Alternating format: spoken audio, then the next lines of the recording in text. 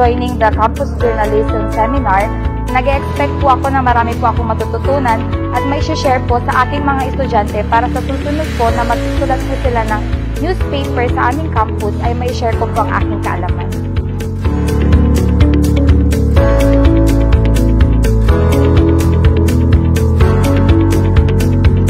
Para sa isang common vision and mission para sa inyo, para sa mga bata. Actually, tayo lang ang merong ganito dahil kay Kagawad Aldrin. Sa ibang bayan, wala. Sa ibang municipality, wala. So marami pong salamat, Kagawad Aldrin. I hope you will continue with this one and help our people nurture their skills, their talents when it comes to writing.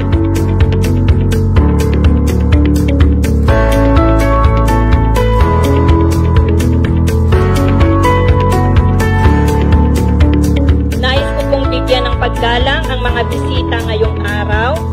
Unang-una po sa lahat ang ating napakasipag na konsehal, ang nangasiwa nitong seminar na ito. Palakpakan po natin muli. Kagawad Konsehal Aldrin Soriano.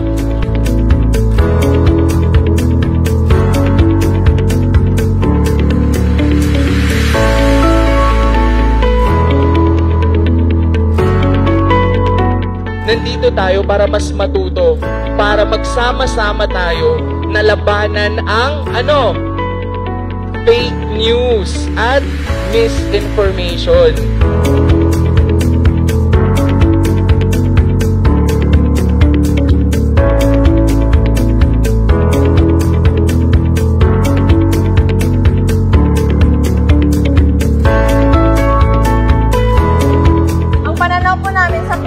Nakakasama po ito sa mga estudyante. Nagpo-post po sila ng walang pasok kahit meron naman po. So yung mga ibang estudyante naniniwala po sila na walang pasok. Tapos kapag hindi po sila pumasok, may mga activities silang nalalabsan at hindi po nila nagagawa.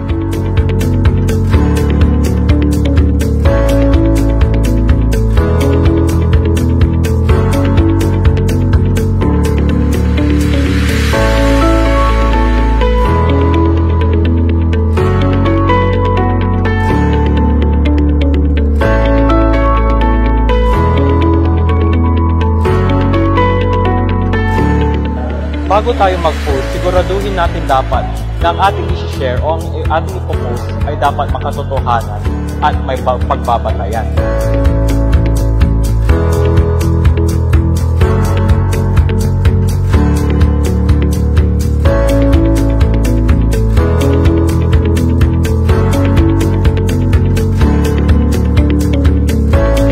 Makisama po tayo sa Division Schools Press Conference to have a feel kung paano po ba yung competition na yun. So we are very, very grateful kung sakali dito maganap ang National Schools Press Conference, no? So palakpakan natin si Senator Bam at si Congressman Tof, and of course Mayor Bona and Vice Mayor Jojo Sordilla for all the support.